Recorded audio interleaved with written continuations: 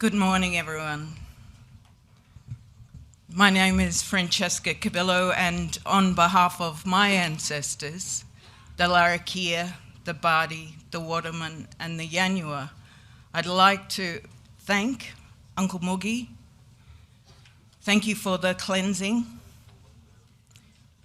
Thank you for the smoking, and thank you for the welcome. It is an honor and a privilege to be here on Kaurna Yurta. It is an honor and a privilege to have all of you First Nation people gathered together over the next 5 days on Kaurna Yurta. And if I can say on behalf of my family, this country has nurtured me, has nurtured my mother, my sisters. It has cared for us. And it is the Kaurna, the Nurrinji, the Mirning, the Guada, all of the South Australian communities who call this place home. It is you who welcome us here today in the same way you welcomed my mum and her 4 daughters that long time ago.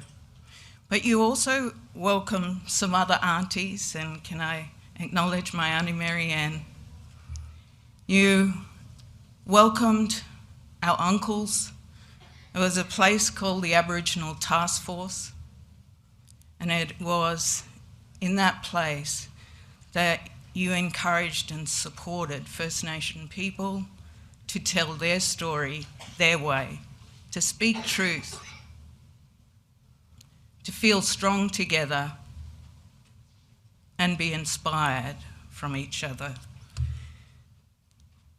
So it was with great responsibility I have this role on behalf of my Auntie Pat to read her papers. So I begin. Auntie Pat wanted to let you know that there are images of deceased individuals in the following presentation, and she has sought advice from the families, and they have permission to include their images and their names. So for others, just to be very aware, there are images of people who've passed on. I'll begin. Ladies and gentlemen, brothers and sisters, I acknowledge and pay respects to the Kaurna people, the Aboriginal traditional owners and custodians of Kaurna Yurta, the country on which we are meeting today. I'm reading on behalf of Auntie Pat Anderson, an Uluru woman from the Northern Territory. And I am pleased and honoured to be able to speak to you today. I acknowledge that for the first time since the Aboriginal Arts Board was established in 1973, the Australia Council is hosting this national gathering of our mob to celebrate our First Nations arts and culture. This is a great initiative of the Australia Council and its First Nations Arts and Culture Strategy Panel.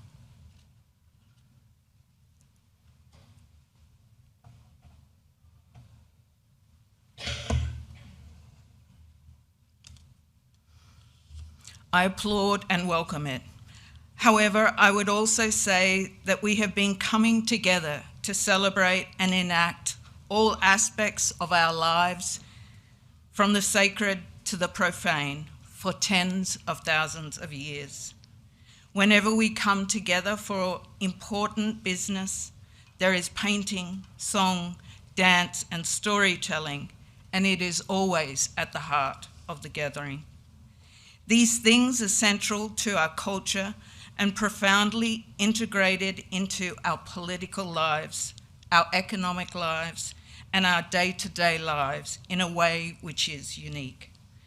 I want to talk to you about this today, and I want to talk about how this relates to the Uluru Statement from the Heart and particularly to the establishment of a constitutionally enshrined voice to Parliament.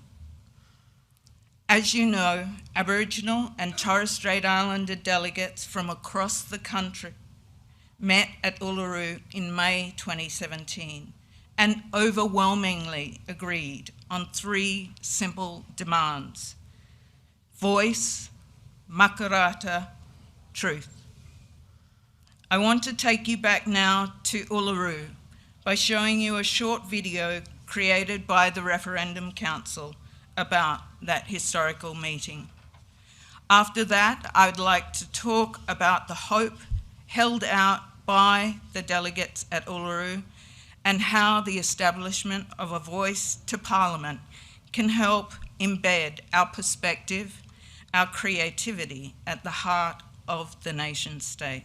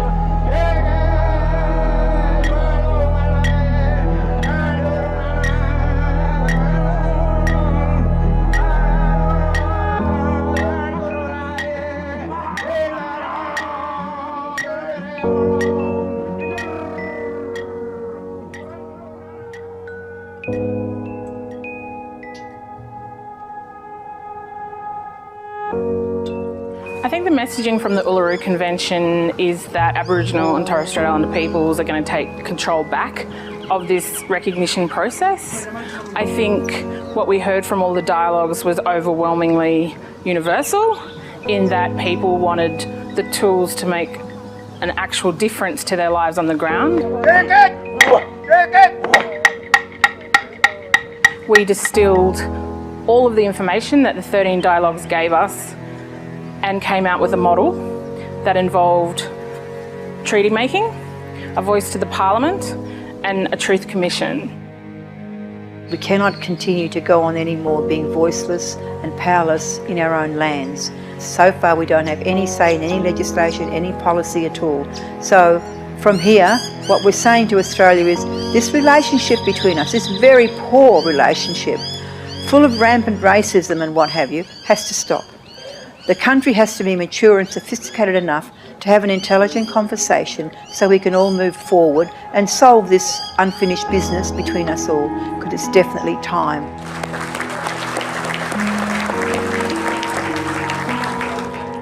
People want to make sure the truth is never forgotten, and that we as Australians, we can talk truthfully about the past.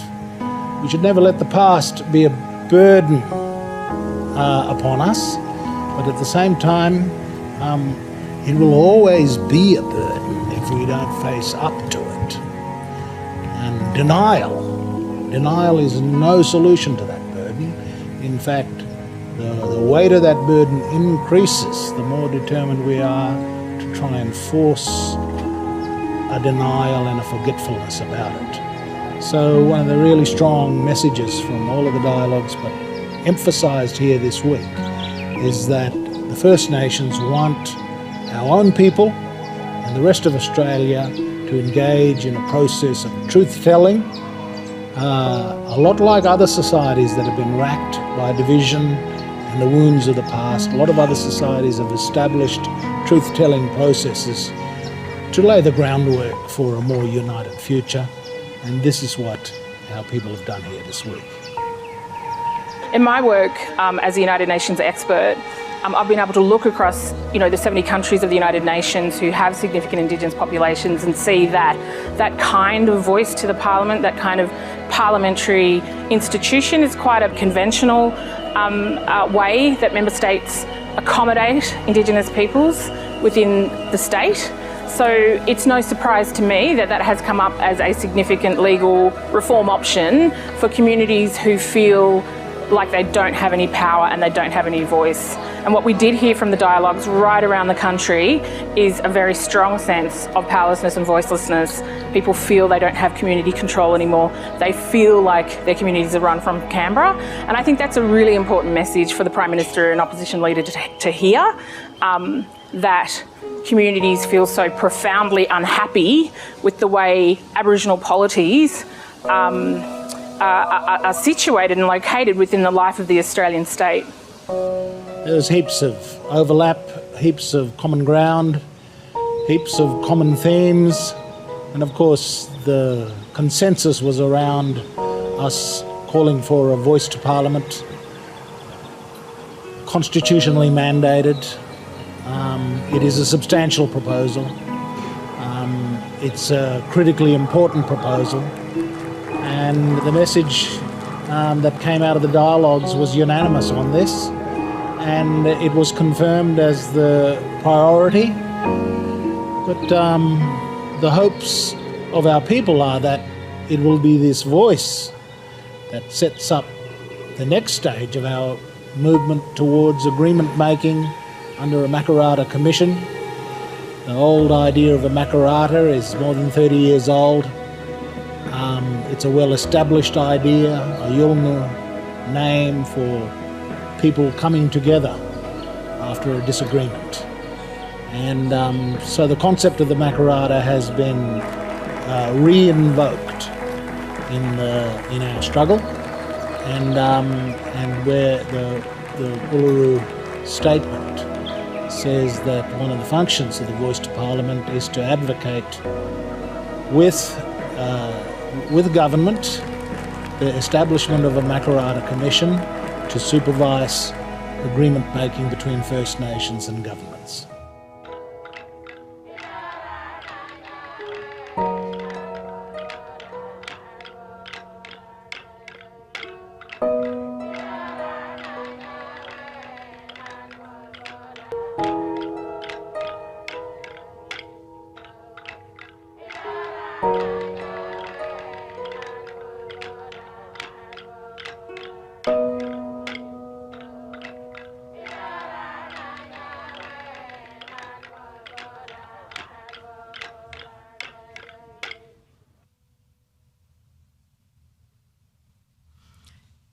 Thank you.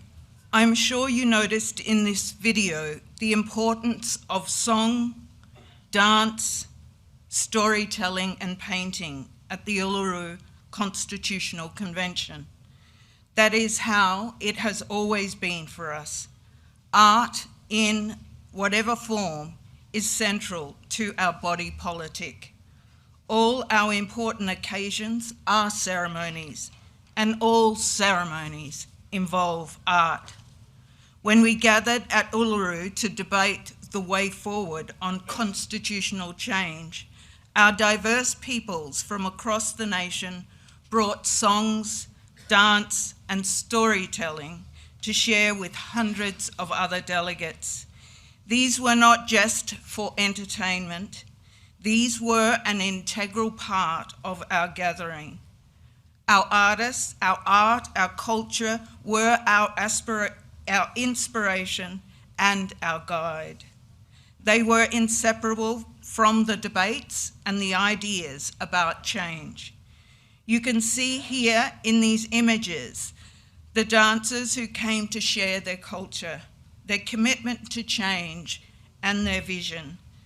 They were the local Anangu men from Murujulu. They were the Yolngu from the top end. At the request of Galarrwuy Yunupingu, and under the leadership of senior men from Eastern Arnhem Land, these men brought the gift of fire and all that it symbolises to the convention. And there were dancers from the Torres Strait. This was a new dance that they had created especially to bring as a gift to the convention. This was the first time this dance was performed. Many of these dances were created specially for this occasion. There were messages from their people as eloquent and profound as any of the speeches we heard over the 3 days of the convention.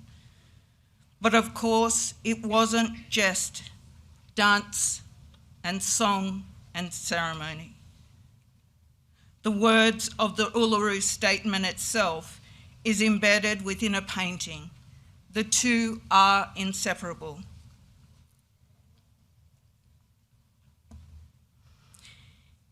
Here is the painting being created by senior Maruku artist and Uluru traditional owner Reni Kulicha, assisted by Murujulu artists Christine Brumby, Charmaine Kulicha, and Kunmanara Reid, who has sadly passed away since the meeting at Uluru.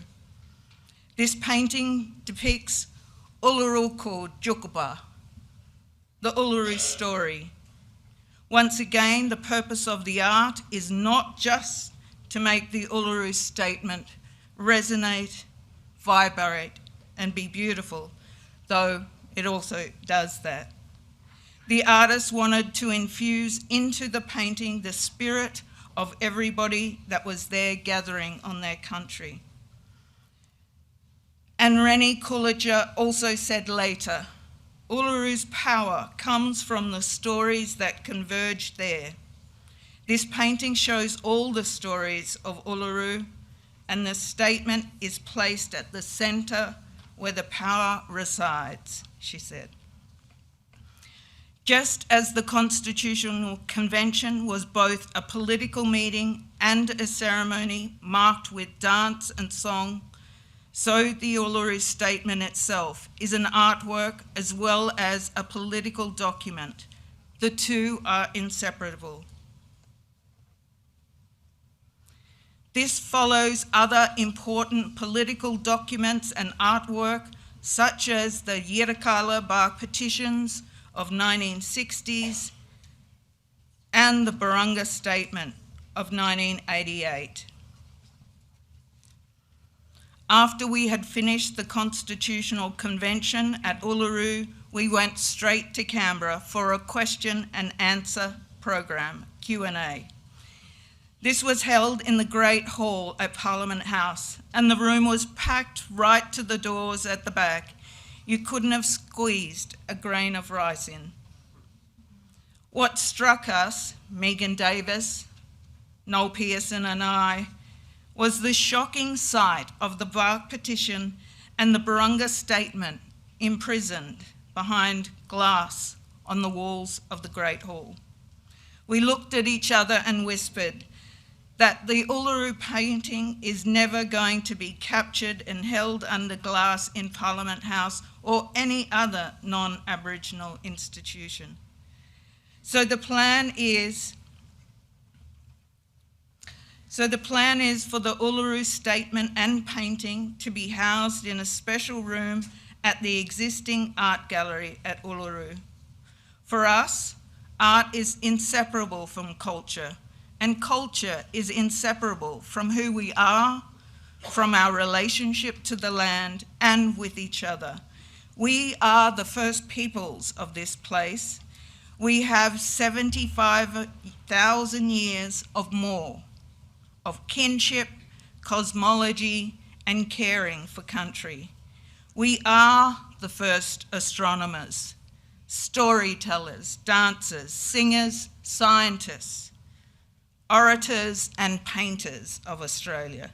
We are an oral culture and a visual culture, so it hasn't all been written down, but we have libraries full of knowledge held in our culture and passed down over tens of thousands of years. Over these immeasurable periods of time, we have adapted and thrived in all the diverse environments of this continent, from the tropical savannas to the rainforests, the woodlands, the desert, the cold countries of the south. How have our numerous diverse peoples made sense of the landscape? How have we survived and adopted for so long in so many places? Simply, though not simply, through telling stories, through the spoken word, and through dance, song, and painting. Let me quote Wanjak Marika, who has said, "The land is full of knowledge, story, goodness, energy, and power. The earth is our mother. The land is not empty. There is the story. I am telling you, it is special, sacred, important. Our tradition of responding to the world and understanding ourselves through story goes way back, and it continues today. A vast network of interconnected stories knit our peoples together across the huge distance of this land. We tell stories of creation, of the country, of ourselves, our families, our neighbours. We tell stories about the plants and animals we share the continent with. We tell stories about the stars, the moon, the sun, the seasons. We tell stories to understand the deepest mysteries of life and existence. We tell stories to understand our own experience. We tell stories to make each other laugh, to comfort each other, to make sense of the day's events, and simply for the fun of it, to pass time.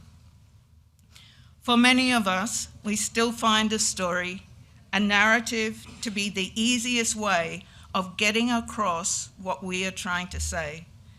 And the great thing about our stories is that, like all good stories, they are not exclusive. You don't have to choose which one to believe. For example, my story, Annie Pat's story. I am an Alyawara woman of stolen generations heritage. My mother was taken as a young girl from her family in the country northeast of Alice Springs in Central Australia, sometime in the early 1920s. Like so many other Aboriginal children, she was taken 1,000 miles from home and family and grew up in the Carlin compound in Darwin. Here she was prepared for domestic work, to be a slave, in other words. She was never taught to read or write. It was public policy of the day not to teach Aboriginal women, like my mother, to read and write. Later, she met my father, who was a Swedish merchant seaman who had ended up in the territory. They lived at Prap Camp on the outskirts of Darwin, and it was there in the 1940s and 50s that I and my sisters grew up. And so, unlike my mother, who was denied the opportunity, I began the process of getting an education. And for me, that story led out of Darwin. It led me to getting a Bachelor of Arts with a literature major from the University of Western Australia in the late 1970s. It led from the Northern Territory to Tasmania, to Western Australia, to Melbourne, and then to Geneva, Europe, Asia, New York, and New Mexico, and eventually back to Australia. That's my story, or part of it, and that's an important part of how I make sense of the world. All of you have your own stories, the people and places you come from, the things that have shaped who you are, the significant events, the way you see the world and your place in it. Some of those stories will have some common points with my own. The stolen generations experience, for example, and I'm sure is a shared part of many of the family stories in this room today. There will also, of course, be significant differences in our stories. Each one is unique. But we don't have to say that because we have different stories, one of them must be true and the other false. We accept the great diversity and network of stories can live alongside each other, informing and enriching each other without denying each other. That is what it means for me when I say we are storytellers. Whether we tell those stories with words in one of our many rich languages, or with paint, or in song, or through the movement of our bodies. I want to contrast this rich tradition of narrative and storytelling with what we find in Australia today. I think we have a profound failure as a nation to share stories that make sense of our past, that help us deal with the present, and that imagine a better future. It seems to me that the national narrative, a shared pool of stories about Australia, is quite thin. Captain Cook, the convicts, the Eureka Stockade, Gallipoli, the Kokoda Trail, and we're about done.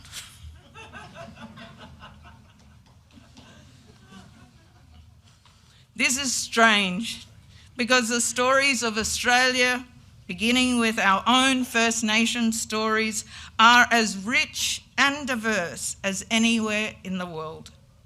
As Noel Pearson has eloquently described it, there are 3 waves of people who contributed their stories to this place. Our ancient First Peoples, 75,000 years and more.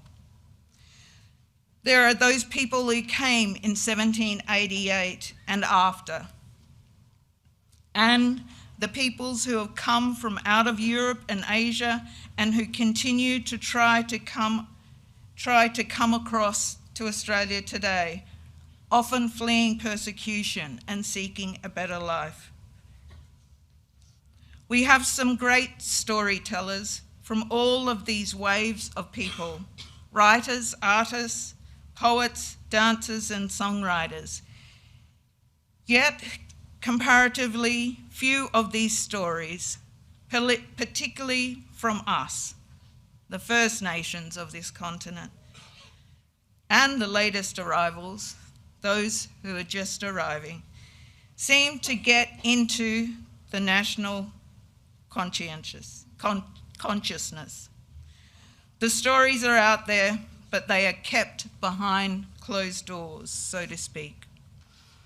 Part of the issue is that there seems to be an unwillingness by those in power to accept a diversity of narratives around these stories, to hear voices that contradict the official line. The reaction to the Uluru Statement from the heart is a good example of this. Now, the Uluru Statement was in itself a major event in the story of this nation. It arose from the regional dialogues, which were unprecedented in Australia's history. Never before have we, as First Nations, sat down across the nation in a formal manner to deliberate on constitutional matters. They were a significant, if much belated, response to our exclusion from the process that led to the adoption of the Australian Constitution in 1901. Participants in the regional dialogues and those at the Uluru Convention showed overwhelming consensus around the following proposal. First, for a constitutionally established representative body that would give First Nations a voice directly to the federal parliament. Second, for the establishment of a Makarrata Commission to supervise the making of agreements and treaties with us, accompanied by a truth-telling process as the basis for genuine reconciliation. These things, voice, treaty, truth, were the key consensus demands that arose from the dialogues, were captured in the Uluru Statement from the Heart.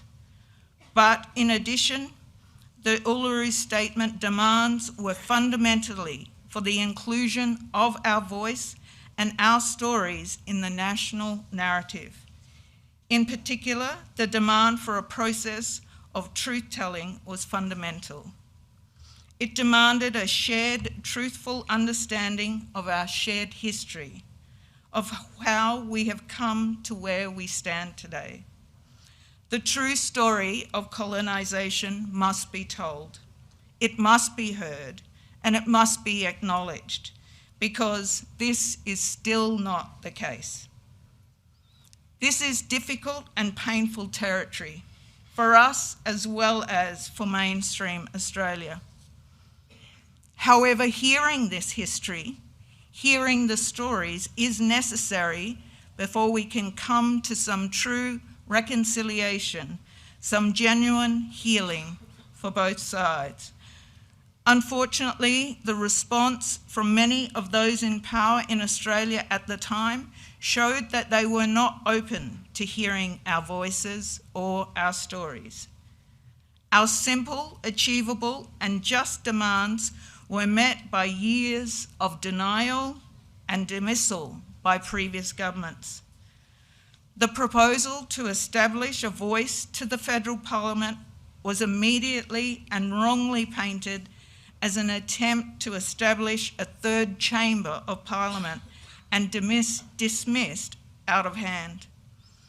The carefully thought out and extensively debated proposals for truth-telling and treaty-making were similarly discarded by many mainstream commentators as if the history of dispossession and the tax on our continuing sovereignty didn't happen.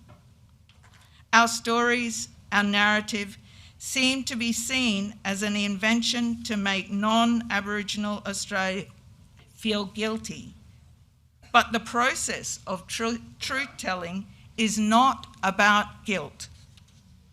Guilt is a debilitating emotion that stops us moving forward.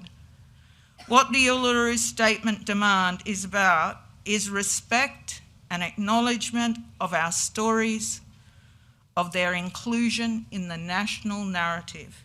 And of course, this is not just the story of our First Peoples, it is the story of all of us, of all of us Australian. And we need to own it. Then we can move forward together. Fortunately, now we have a government that has been able to commit itself to that process. The current Prime Minister, Mr Albanese, speaking at the Gama Festival in July this year, committed the Labor government to holding a referendum to establish the voice to Parliament based on a few straightforward questions for the Australian people to consider. The proposal to establish a voice to Parliament through a constitutional referendum is part and parcel of this. All too often, we have been excluded from the key decisions that are made about our lives. As Romilly Mokak, former CEO of the Lowitja Institute, has said, power in the policy world sits with others, not with Aboriginal and Torres Strait Islander peoples. It resides outside of the domain of Aboriginal and Torres Strait Islander people. We must redress the power imbalance. The voice to Parliament would address this long-standing historical inequity.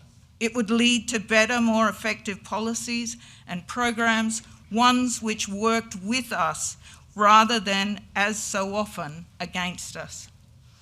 However, in addition to these substantive benefits, establishing such a body has profound symbolic value. Symbolically, it recognises the unique place of First Nations peoples in Australian history and in contemporary Australian society. It formally acknowledges our place here. We no longer remain ignored, invisible, powerless, and voiceless. It would establish a significant national narrative about working together, about a genuine two-way conversation. And it would also be a place where we could bring our stories and creativity to the symbolic centre of contemporary government. These stories could be expressed through words or through many of the other diverse ways we have developed to express our deep knowledge and love of the land. And this country and this country, let me get it right, could really use our stories and creativity now, particularly when it comes to looking after the environment on which all of our lives and our economy are based. For tens of thousands of years, we have cared for and sustainably regulated the natural ecosystems of this continent. We have cherished the land, understanding that our health relies upon its health. However, colonisation has profoundly undermined our ability to care for country. Everywhere we look, we see the results in the increasing damage being done to the living systems that sustain life, through climate change and industries that take from the land but give nothing in return. We see increasing numbers of ever fiercer bushfires. We see rivers run dry, or we see them flood catastrophically in ways that have never done before. We see oceans increasingly filled with rubbish and toxins, but we First Nations people have the knowledge, transmitted over generations through our oratory, our song, our dance, our stories and paintings that could heal this country. Our Indigenous knowledge could help halt and turn back the destruction we see. The bushfires, well, if there's one thing us mob know about, it's fire. How to use it creatively to promote life and productively, how to manage it, how to prevent it becoming destructive and harmful. The rivers, we know how to manage them, how to take the water we need, but always leave enough for other living creatures. The oceans and the reef, we have thousands of years' experience looking after them sustainably. We know this place. This is our place, no doubt about it. It is our country. But all too often, our Indigenous stories are ignored and marginalised. For over 2 centuries now, the adaptability, creativity, art and wisdom of First Peoples have been ignored, sidelined or suppressed in this country, or seen to be of no value. So we have here, at this time, an opportunity. The Voice to Parliament could be a place where we share those diverse stories, use them to help all of the people now living here. It can bring it into the heart of our collective body politic, not just for our benefit, but for the benefit of all Australians, whatever their background. It could be a great gift and great value to the Australian people. I would now like to leave you with the words from the Aboriginal and Torres Strait Islander delegates at Uluru. They consciously directed these words to all Australians, and I pass them on to you today so you can hear their voice. The Uluru Statement from the Heart. We gathered at the 2017 National Constitutional Convention, coming from all points of the southern sky, make this statement from the heart. Our Aboriginal and our Torres Strait Islander tribes were the first sovereign nations of the Australian continent and its adjacent islands, and possessed it under our own law and customs. This our ancestors did according to the reckoning of our culture, from the creation according to the common law from time immemorial, and according to science more than 60,000 years ago. This sovereignty is a spiritual notion, the ancestral tie between the land or Mother Nature and the Aboriginal and Torres Strait Islander peoples who were born therefrom, remain attached thereto and must one day return hither to be united with our ancestors. This link is the basis of the ownership of the soil, or better, of sovereignty. It has never been ceded. It has never been extinguished, and coexists with the sovereignty of the country, of the Crown. How could it be otherwise? That peoples possessed a land for 60 millennia, and this sacred link disappeared from world history in merely the last 200 years. With substantive constitutional change and structural reform, we believe this ancient sovereignty can shine through as a fuller expression of Australia's nationhood. Proportionally, we are the most incarcerated people on the planet. We are not an innately criminal people. Our children are aliened from their families at unprecedented rates. This cannot be because we have no love for them. And our youth languish in detention in obscene numbers. They should be our hope for the future. These dimensions of our crisis tells plainly the structural nature of our problem.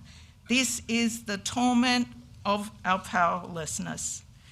We seek constitutional reform to empower our people and take a rightful place in our own country. When we have power over our destiny, our children will flourish. When we have power over our destiny, our country, when we have power, our children will flourish. They will walk into worlds and their culture will be a gift to their country. We call for the establishment of a First Nations voice enshrined in the Constitution. Makarrata is the culmination of our agenda, the coming together after a struggle. It captures our aspirations for a fair and truthful relationship with the people of Australia and a better future for our children based on justice and self-determination. We see a Makarrata Commission to supervise a process of agreement making between governments and First Nation and truth-telling about our history. In 1967, we were counted. In 2017, we seek to be heard. We leave base camp and start our trek across this vast country. We invite you to walk with us in a movement of the Australian people for a better future. Please join me in thanking Aunty Pat Anderson.